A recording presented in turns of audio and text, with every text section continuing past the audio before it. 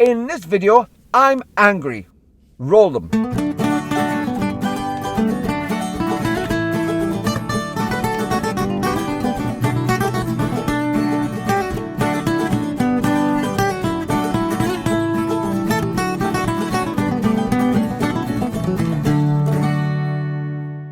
Hi YouTube, Brian James at Micro Four Thirds Guy with you once again.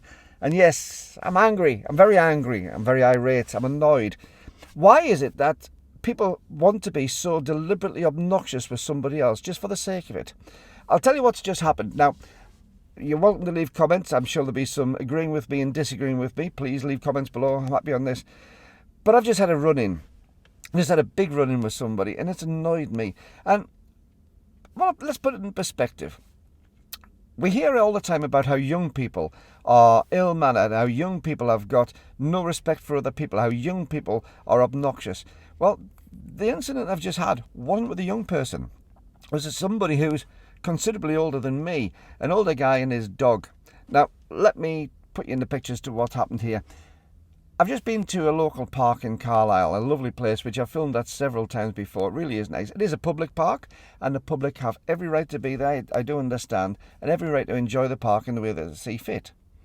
But I pulled up to do the recording of the second part of the G100 video, the stills side, and I got it nicely out. I found a really nice viewpoint. There's a whole load of public seats along the side of the River Eden, which must go on for a couple of 100 metres, so there's lots and lots of seats there so you can have a view, and lots of open ground there.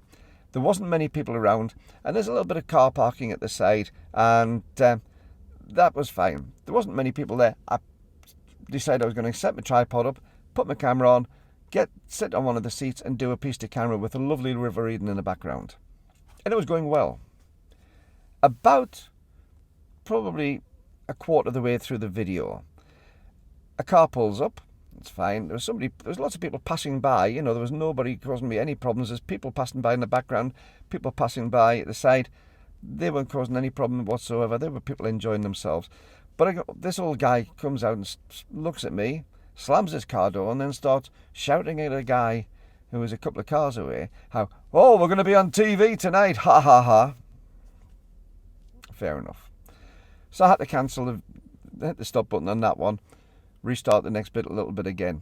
And he went to a park bench about 30 metres away from me, maybe 40 metres at the most, not very far away. But none of the rest of the benches were full. This was somewhere he chose to sit. And then he started throwing the ball. Now, he had a dog. He had one of those sort of bendy plastic sticks which you can scoop a tennis ball up and throw it a distance and get some leverage on it. He had one of those, which again, I didn't mind if he was going to be exercising his dog. But he threw it straight towards the table I was on. So it went underneath the table, bounced off my feet. And of course, the dog went scuttling after it. Now, again, to put things into perspective, I have nothing against dogs. I have 2 dogs of my own. I love dogs. I have a problem with dog owners who don't control their dogs properly. Now, I better say that this dog was actually under control. It was the way the owner was controlling it was a problem. The dog wasn't an issue in this, apart from the fact it was physically there. But the dog owner decided he was going to deliberately throw the ball at the seat where I was filming, even though he could see that I was filming. And of course I had to keep on stopping and restarting the same scene over again and keep on starting the same narration because it was being interfered with. And he could hear that. It was very easy for him to hear. But every time the dog went back to him, he was loudly encouraging the dog to bark, and as soon as he got the ball back again, he was throwing it back towards my direction. Well, it was impossible to film on this, so I decided to cut my losses and just pack up. So I started back to the car, and he made a cryptic comment about my tripod looking like a gun. And I thought, I've had enough. So I just made a very sarcastic sort of comment back and said, thanks very much. Thanks for ruining the filming. I said, you came along, you could see what I was doing. Who's to say that I even like dogs? You had the dog running around my feet.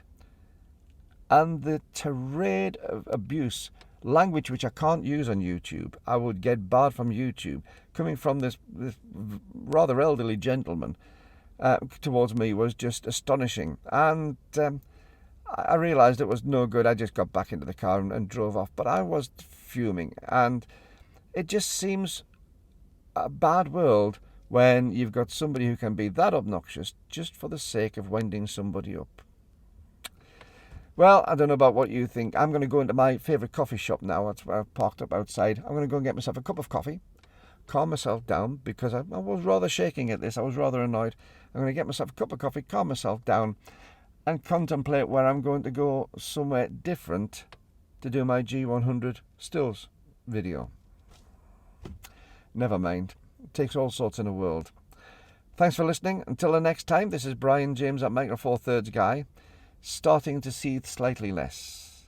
Wherever you do your photography, don't let people wind you up.